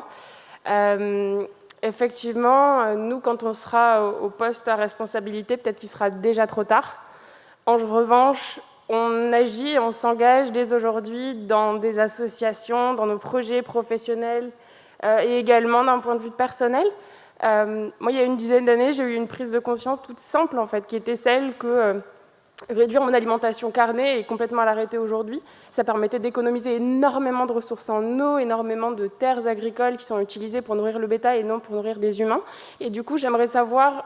Enfin, je pense que c'est une thématique qui rentre en fait dans le sujet d'aujourd'hui et j'aimerais bien savoir ce que vous en pensez parce que je pense que c'est un levier qui est à la portée de toutes et tous ici, qui est un compromis qui est plus difficile pour certains que pour d'autres, mais qui me paraît hyper important quand on parle aujourd'hui de bien-être animal et de préservation de la biodiversité. J'aimerais simplement savoir ce que vous en pensez. Merci. Allez, qui prend la main sur la... Merci. Bien sûr, vous avez raison, et chacun est tout à fait libre. Et c'est ça, c'est ce qui fait que nous faisons société, c'est que chacun a le droit d'avoir des points de vue, des avis. Moi, je pourrais vous parler, c'est sous forme de boutade, bien évidemment, hein, mais en tant que paléontologue. D'accord ? Au départ de l'humanité, il y a deux espèces, deux groupes qui cohabitent. D'un côté, les paranthropes, et de l'autre, les représentants du genre Homo. Les paranthropes, ils sont strictement végétariens, et ils vont disparaître. Le genre Homo, qui a une alimentation dans laquelle il a des protéines animales, va survivre. Tout ça parce que dans le contexte et dans l'environnement de cette époque-là, l'apport de protéines animales a permis un meilleur développement de ses capacités cérébrales. Donc voilà. Après, être végétarien, et aujourd'hui, j'en suis persuadé, on peut manger beaucoup moins de viande rouge, on peut ne pas en manger du tout, on trouve les protéines dont on a besoin effectivement dans toutes les composantes de la chaîne alimentaire, on peut trouver ce qui permet de satisfaire les besoins individuels en protéines, en énergie et autres pour notre propre organisme. Je crois que surtout, il faut éviter, si vous voulez, les politiques qui sont des injonctions. L'injonction, ça ne marche pas. Voilà, parce que tout le monde a son libre arbitre, sa manière de penser. Par contre, éduquer, faire comprendre, et ce que vous avez très très bien évoqué, oui, effectivement, produire un steak, ça coûte énormément à nous. Mais par contre, quand vous dites ça coûte beaucoup sur les terres agricoles, je ne sais pas, est-ce que ça coûte plus cher sur les terres agricoles que de planter des végétaux pour faire des carburants ? Planter du soja pour faire du carburant vert. Alors qu'effectivement, on se pose la question de comment nourrir l'humanité. Donc on a vraiment des choses qui sont très compliquées et nous avons des réactions. Si vous voulez, c'est toute la difficulté de ce système où quand on traite un aspect d'un problème, eh bien, il faut comprendre que le monde naturel, c'est un monde d'équilibre permanent et qui est de manière permanente en recherche d'équilibre. On est dans des équilibres dynamiques, des équilibres instables. Et à chaque fois qu'on introduit ou qu'on va bouger un paramètre d'un côté, on oblige l'ensemble du système à trouver de nouveaux équilibres. Et c'est là qu'est toute la difficulté, effectivement, de l'action, et en particulier de l'action politique dans ce domaine-là, parce que dès qu'on va réparer ou essayer de réparer un endroit-là, on va fragiliser autre chose. Et ça montre bien qu'on doit avoir, effectivement, une vision tout à fait holistique du problème, et c'est pour ça que je suis intimement persuadé que c'est au niveau local, avec les élus locaux, avec les maires, avec les associations localement, qu'on a vraiment capacité à mobiliser et à faire bouger, parce que localement, mais ça nous concerne directement. On est directement impliqué, et on peut s'impliquer directement, que ce soit en tant que parent, en tant qu'acteur associatif, en sachant que de toute façon, à un moment on est parent, mais on est aussi acteur associatif. On peut être dans un conseil municipal, on peut être enseignant, on peut être chef d'entreprise. Nous avons tous plusieurs casquettes. Jouons de toutes nos casquettes et travaillons ensemble pour essayer de bâtir ce monde nouveau. Donc je suis persuadé d'ailleurs qu'il existe déjà. Moi, je travaille en paléontologie. Vous savez, dans l'évolution, il y a une théorie qui s'appelle la théorie des équilibres ponctués. C'est-à-dire, quand une espèce est sur son territoire, au centre de son territoire, ça va, elle est très très bien, tout va bien, elle évolue très très peu. Et elle évolue sur ses marges. Elle évolue sur ses marges dans les endroits où c'est difficile, où elle est soumise au stress. Et c'est là que vont émerger les innovations. Et les innovations sociales, sociétales, de mode d'organisation, elles existent aujourd'hui. Donc je suis persuadé que dans toutes ces innovations qui sont développées par les uns ou les autres, par des associations, par des communautés, par des groupes d'individus, on a déjà les prémices de ce monde nouveau. À nous d'être sensibles à ça, de capter ces signaux faibles, d'aller chercher les bonnes leçons et d'essayer de généraliser, parce que la stratégie d'une espèce, qu'on le veuille ou non, c'est de conquérir un maximum d'espace. Je vais prendre un exemple, juste un exemple dans le monde économique, si vous le permettez. Un exemple dans le monde économique. Vous connaissez le système bancaire. Le système bancaire, hein, vous avez de l'argent, vous prenez des crédits et autres. Et je me suis amusé à cartographier la zone dans laquelle la Banque Paribas était présente. Elle est présente dans le monde entier. Sauf dans certains pays qui sont des pays à faible pouvoir d'achat ou en voie de développement et autres. Où est apparu le microcrédit qui a valu un prix Nobel à son inventeur? Il est apparu en Inde, dans une zone où effectivement on a des problèmes de finances. Eh bien ce microcrédit qui est apparu là-bas, qui est une véritable innovation sociale, il est en train de se répandre dans le monde entier, et aujourd'hui maintenant il y a du microcrédit dans quasiment tous les pays du monde. Donc on voit bien que ces innovations, elles se font dans les zones de stress, et que c'est à partir de ces endroits-là qu'on peut aller chercher des modèles, des solutions, des éléments de réponse qui permettent ensuite d'envisager collectivement les choses autrement. Voilà. Merci Pierre. Oui, petite intervention et je prends une dernière question, s'il me reste quelques minutes. Allez-y. Oui, je serai très rapide si vous permettez. Je souhaiterais quand même répondre à deux intervenants. Allez-y. D'une part à madame qui est dans l'enseignement et dont les propos m'ont beaucoup touché.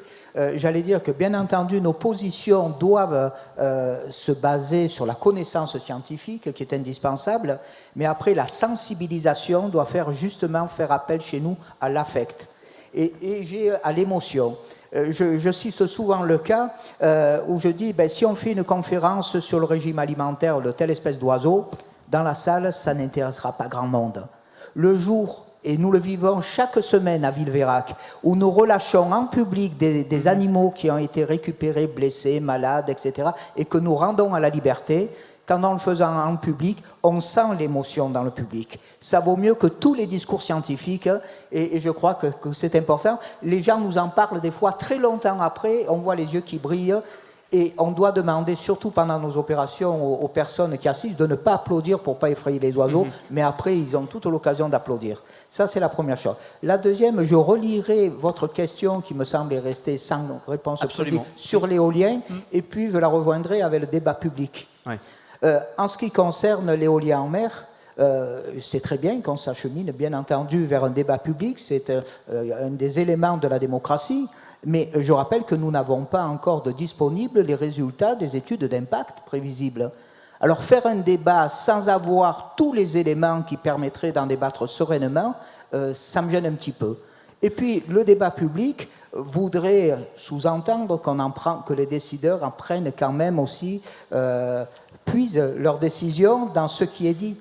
Quand je vois dans certains débats, certaines consultations du ministère où 80% ou 85% des gens qui s'expriment contre un projet de loi et que d'un revers de main, on n'en tient pas compte, je dis qu'il y a beaucoup de choses et je sais que Mme Bateau partage tout à fait notre avis là-dessus. Il y a beaucoup de choses, de questions à se poser justement sur l'utilisation du débat public qui ne doit pas être que de la fumée.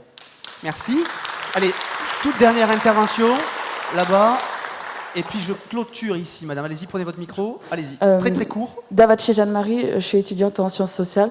Je voulais savoir, pour moi, en fait, quel est le sujet le plus important pour vous?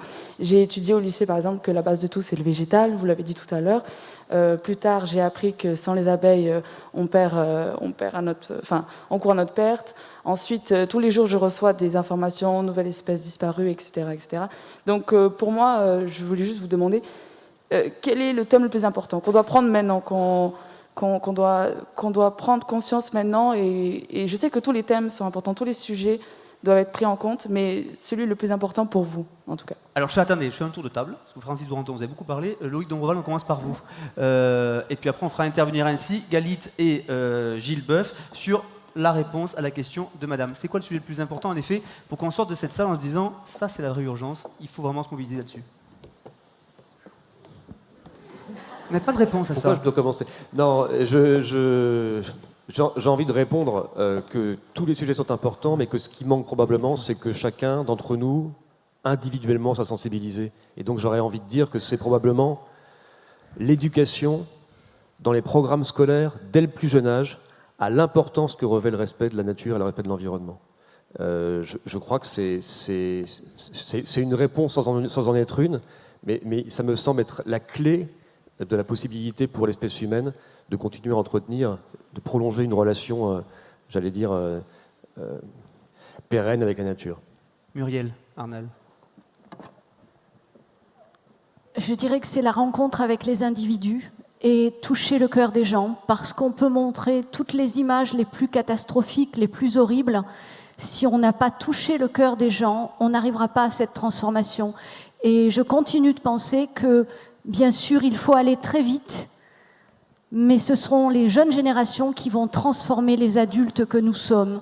Et il faut leur laisser cet espace-là, les écouter et laisser parler notre cœur, rencontrer les jeunes générations et les individus animaux qui ont tant d'enseignements à nous apporter.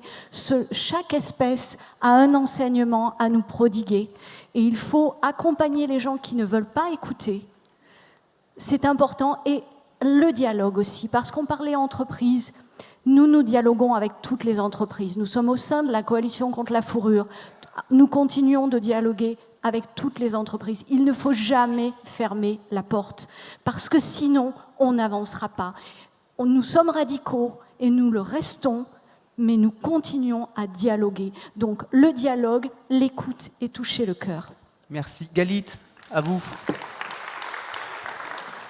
Galit et Gilles Boeuf. Galit, est-ce que vous entendez? Alors, on ne vous entend pas, allez-y. Tout à fait. Moi, ce serait l'interaction du... Votre micro. Où c'est le son ici? Marvin? Je ne sais pas. Moi, ça fonctionne chez moi. Vous entendez? Est-ce que vous m'entendez? Oui, je vous entends. Et on ne vous entend malheureusement pas. Alors, peut-être Gilles Boeuf, le temps qu'on remette tout cela dans l'ordre. Gilles? Il n'est plus là non plus. Alors, Francis Duranton, je vous en prie. Je voulais conclure avec vous, c'est dommage. Allez-y. Je vais meubler alors. Non, pas meubler, surtout pas. On est en plein direct, tout va très très bien. Allez-y. Non, mais je crois que ce dont on a besoin, effectivement, c'est d'un travail collectif. On ne peut pas fermer les portes. On a le droit d'avoir des positions radicales, enfin des points de vue radicaux, je crois qu'il faut qu'on les ait, mais que derrière, il faut qu'on soit dans l'écoute et dans la construction. Et c'est parce qu'on aura une vision collective que l'on arrivera à faire avancer les choses. Alors bien sûr, les vertus de l'éducation dès le plus jeune âge, ça j'en suis intimement persuadé, mais je crois que c'est également aussi les vertus de l'engagement individuel et collectif, aujourd'hui et maintenant, et pour tout le monde. Je veux dire, c'est là qu'on doit travailler aujourd'hui. Et pour moi, la chose importante, elle est là. Et ensuite, c'est peut-être prendre la mesure de la complexité. Vous évoquiez les plantes, les machins, je pourrais vous dire les bactéries. Les premiers organismes qui ont modifié drastiquement l'environnement de la planète, c'est les bactéries. C'est grâce aux bactéries qu'on a l'oxygène. C'est grâce aux bactéries qu'on peut débattre aujourd'hui, sinon nous n'existerions pas. Voilà, donc tout est important. Il n'y a rien à négliger. Mais par contre, prendre la mesure de cette complexité, travailler ensemble et avoir une action collective, pensée, réfléchie dans la notion de bien commun, c'est pour moi l'essentiel et ce qui conditionnera le monde nouveau de demain. Merci. Je voudrais laisser la parole, avant de conclure cette table ronde, à Jean-Marc André. Il va compléter la réponse à la question que vous posiez, au commentaire que vous faisiez, madame, sur LVMH. Je vous en prie, Jean-Marc. Merci. C'est très rare et exceptionnel qu'on demande nous-mêmes, organisateurs, à prendre la parole, mais je voulais compléter la réponse. Je remercie Olivier et pardon de prendre sur votre temps de parole et votre temps de questions. J'ai enlevé mon masque pour vous montrer mon sourire, madame. La question que vous avez posée, nous nous la sommes posée évidemment, nous aussi. Évidemment. Il y a des logos, vous ne voyez pas, parce que nous avons fait des choix de ne pas prendre certains partenaires. J'espère que la promotion de votre livre vous a laissé un petit peu de temps pour être hier dans le débat que nous avions justement avec le secrétaire général de LVMH. C'était passionnant. Je ne vais pas répondre à sa place. Il a apporté beaucoup de réponses à la question que vous avez posée. Je vous invite à la revisionner. Et la question, elle a été évoquée ici par tout le monde. Ça se fera notamment aussi avec les entreprises. Alors, est-ce qu'on a des positions hyper radicales? Est-ce qu'on a des positions inclusives, bienveillantes? Nous, on a choisi d'être radical sur certaines entreprises qui ne sont pas partenaires, mais sur d'autres, de se dire, certes, il y a beaucoup de chemin à faire, mais pourquoi leur fermer leurs portes? Je vous invite, si vous voulez, ma porte est ouverte. On se revoit tout de suite après, d'ailleurs, à tous les gens que ça a choqué, certains logos. Je vous vois avec plaisir après. Merci. Merci beaucoup, Jean-Marc. Et c'est une occasion que j'ai ainsi, Jean-Marc, de féliciter Jean-Marc André et l'ensemble des équipes autour du Monde Nouveau qui ont organisé ces 3 jours de rencontres grand public. Je n'oublie pas évidemment que... on peut l'applaudir, s'il vous plaît. Il y a un très gros travail. Marion, Davia...